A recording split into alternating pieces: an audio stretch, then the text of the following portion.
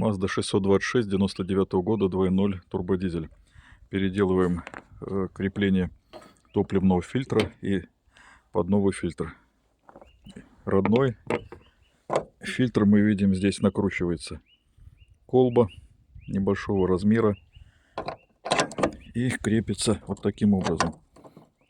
Это оригинальный, с помпой. Здесь сверху помпа.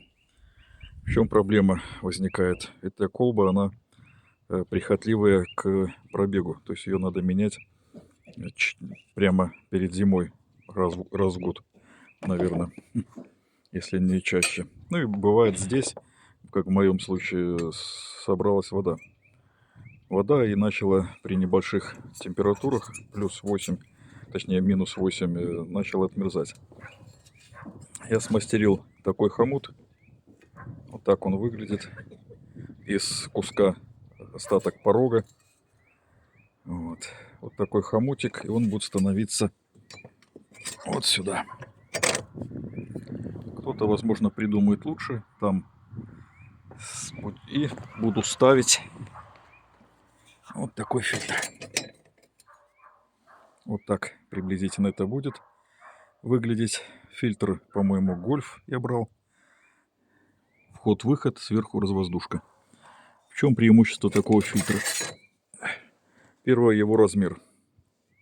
По сравнению с оригинальным маздовским фильтром. Его размер. Это раз. Второе, фильтрующий элемент картон. В этом стоит, я не помню, то ли керамзит, то ли что-то, такой материал, который на мороз реагирует по-другому. То есть он промерзает. И отсюда начинается плохая фильтрация и потом плохой пуск автомобиля может быть. Вот такой фильтр. Хомут по такому принципу на старые родные крепления. Можно его делать чуть-чуть меньше. Я уже сделал такого конского какого-то размера.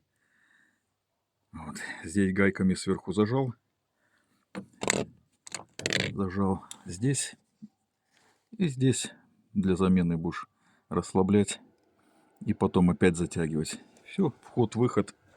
Машина поехала. Фильтр взял самый дешевый патрон. Нормально будет работать. И не будет такого геморроя, как с этими фильтрами. Их еще закрутить, поставить там. Но когда я этот снял, старый фильтр, то воды оттуда вышло много. Где-то, может, на трассе заправился. Часто ездил. Наверное, хапанул я воды где-то на заправках.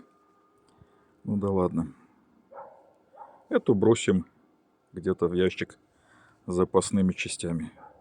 Всем успехов и ни жезла, ни гвоздя.